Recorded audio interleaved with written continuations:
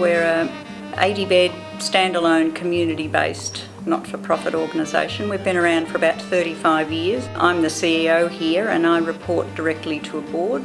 Most of the board members have had a family member living here.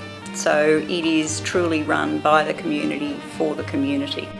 So we have a strong view here that by looking after the staff, they will in turn look after the residents properly.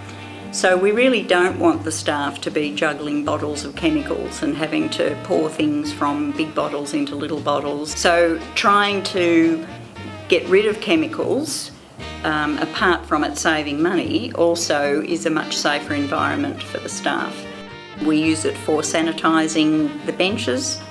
We wash all our vegetables in it. And then the cleaning side we use for cleaning the floors and cleaning the benches.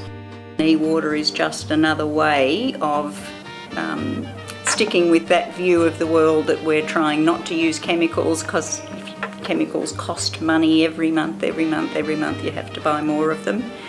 And you waste a lot of water then rinsing the chemicals off whatever it is you're doing.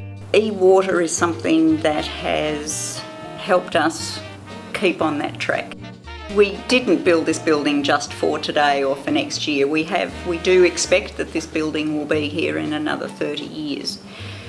My own personal view of the world, I suppose, is to do the very best you can with what you've got today. We're doing it because it's going to be hugely beneficial down the track, and we're not wasting things, resources of any sort today. We are looking to the future.